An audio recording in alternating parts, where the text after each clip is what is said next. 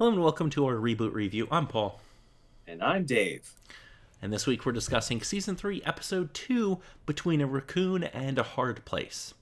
This episode originally aired August 27th, 1997 here in Canada. So let us start off with the number one song in America, Dave. Any guesses? Double checking with around the time this came out. I honestly would have the safest bet of being it might still be the one from last week. The shoot, tip of the tongue with names. Oh, last week was I'll Be Missing You. Yes. Unfortunately, that is incorrect. It is a different song, although features some of the same people. It's Mo Money, Mo Problems by the Notorious B.I.G. featuring Puff Daddy and Mace. I don't know how you pronounce that. No, that tracks. That tracks with a little bit of information I went diving into about them. Yes. Yeah. So let us move on to the number one movie this week. End of August, what are we going to see at the theater in 97? Very good question. And from last week only being the one cop one that was up top, but not as super memorable. But again, with all the bangers that we've had over the last yearish or so, This is wondering time. this was a disappointing film, I would say. Strong cast, good director, didn't kind of come together. No, it's huge. You figured if it made that big of a splash that I would have remembered about it. But nothing's coming to mind for failures on that end. It's a movie called G.I. Jane. Ooh. Ooh. Like, on the one hand, I understand, but also, ooh. It's a movie that, like, by all rights, should have been good. I suppose the only question that's left in my mind is what supposedly caused the problem aside from the several obvious things I could supposedly think of. Well, okay, so let's go over it. So it's directed by Ridley Scott, Okay. who that's a strong point because he's made a bunch of good movies, Yes. right? Like, for those of you who aren't familiar, he made a little movie called Alien. He made Blade Runner. He made Hannibal. He made Gladiator, Black Hawk Down. Bunch of great films. Yes. The co-writer is David Too High. I'm probably pronouncing that wrong, but he had written movies like The Fugitive. Don't hold Waterworld against him. Pitch Black, Chronicles of Riddick. He's written some good movies. Okay. Your main cast is Demi Moore, Viggo Mortensen, and that's really your main cast. So a good cast. It's just unfortunately it kind of just doesn't come together. It's a lot of reviews seem to point out that it's a very like jingoistic film, to its detriment. That may have been the niche with it, if that's the case with it. Because, on the one hand,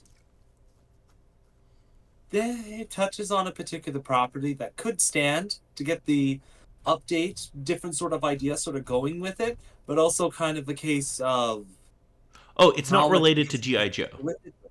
Yeah. No, it's G.I. Jane is a story about this woman who enrolls in the Marines. Oh, Navy SEALs. Uh-huh. Yeah. Yeah, it's not terribly good. Anyway, Mild sadness. let us move on to video games. Yes. Something where, oh boy, God. There's not a ton this week, unfortunately. Next Wow. week, we get a banger. This week, the only major release is a game called Imperialism, which is like a turn-based strategy game. Think something like a Civilization or something like that. No, that tracks. It's one of the particular things that, though none of the time, had its own specific niche within the gaming sphere.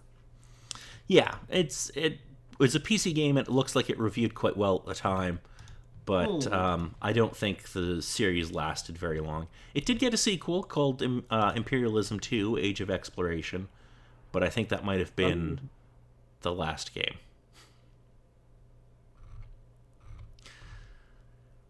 So yeah, around that time. let's move on to the episode. Who I want to point out, I know we pointed this out at the end of season 2, but this season we've got a lot of comic book writers working on the show. Yeah, yeah, So, which is great, but still, yeah. um, the first episode we didn't mention it, but that was written by comic book legend Marv Wolfman, who, for those of you who know anything about comics, you'll know him. But for those of you who don't, I'm going to read off a couple of characters he created, and you'll understand why he's considered a legend. Um, Cyborg, Raven, Tim Drake, Bullseye, as in like the Daredevil villain, the Omega Men, and like a whole bunch more. He also wrote Crisis on Infinite Earths and like the New Teen Titans and a whole bunch of stuff. Anyway, Yeah. this episode is written by Len Wein, who is most notable for co-creating Swamp Thing and this little character called Wolverine. So, you know. Yeah. Anyway, let us move on to the episode. Ah, the episode. Okay. Confidence in Enzo's skills begin to diminish due to efforts by Megabyte, who is easily seizing sectors. To prove himself as a capable guardian, he and Andrea enter a game in order to win it without Dot's help. So basically, Megabyte is putting up a bunch of posters that are amazing, which has Guardian Enzo, Schmardian. which has Enzo cross-eyed on them, with graffiti over it saying "Guardian Schmardian." Hmm. Which I love that. I love how easy it is to slur Enzo. Anyway, what are some interesting things about this episode? Oh, right, the game. Because that's really the only thing Yeah, anybody cares about. Look, I'm sorry. Are you concerning that this fairly popularized character is not very much loved within the series? what, Rocky Raccoon? I I don't think. honestly only say just because of knowing the series, what kind of happens, but he gets called back. He comes back within the series. Wait, seriously? Yes. Oh my god. I did not expect that. It's all good and fun, you'll see.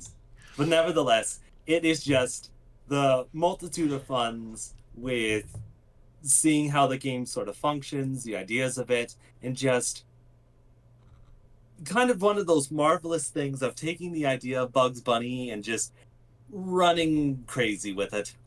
Yeah, they're basically just doing their own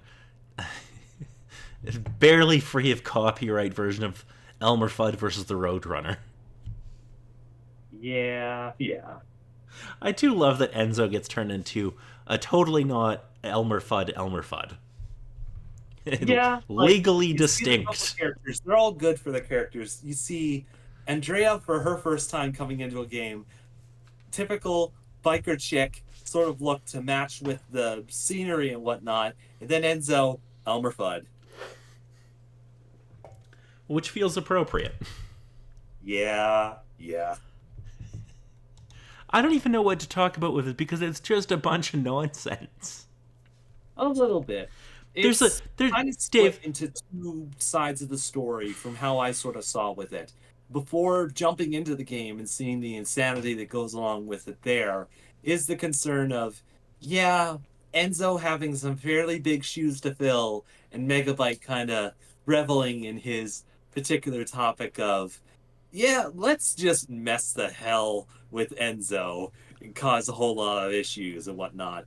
But there was also the small subplot of Andrea's in the mix, and we still haven't really had much of a chance to mess with the character.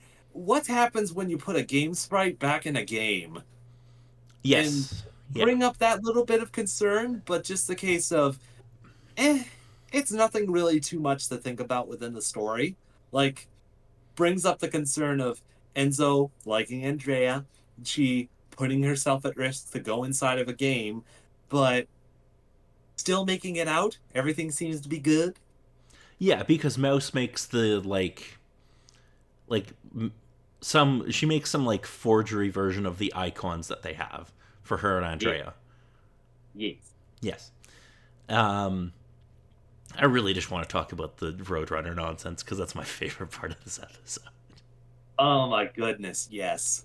There's like a 3-minute sequence of utter nonsense where they first kill Rocky Raccoon.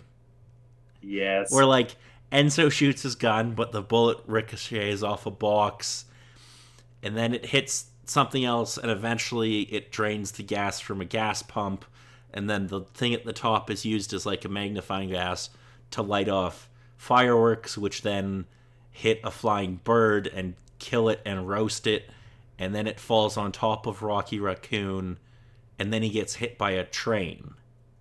Yes. What the fuck?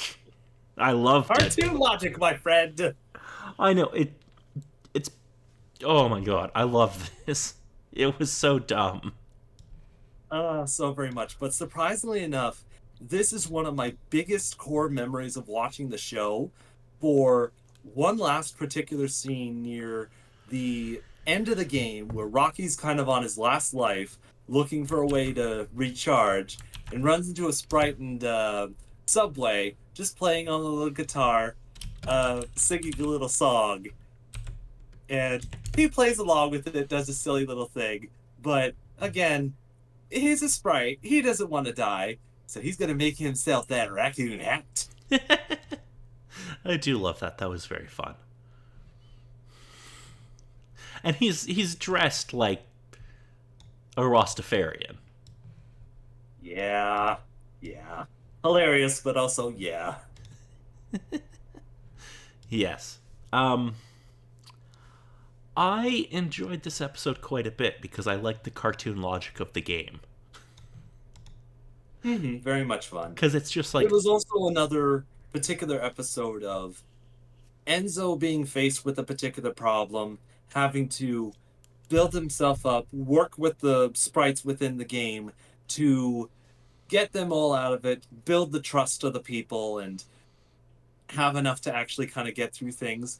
So I suppose the one thought that I have is with concerns to Megabyte, but maybe more so concerns with his minions and other sorts of stuff. What are your thoughts of them getting fooled by the exact same trick twice? what do you mean?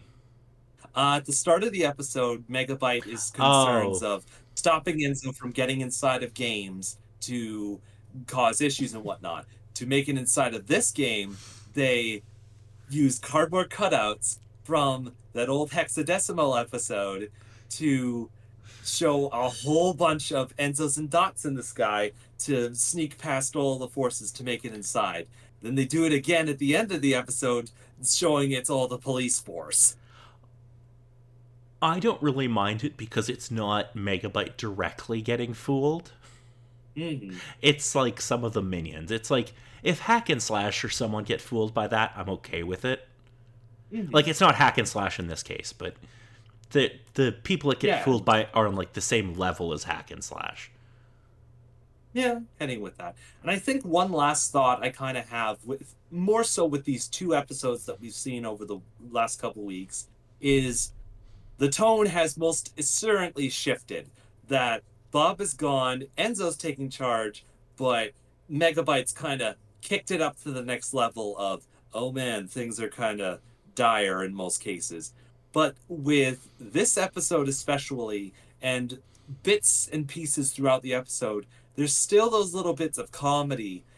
Is it enough to kind of balance it out, or do you kind of think it's either too serious or too funny in certain cases?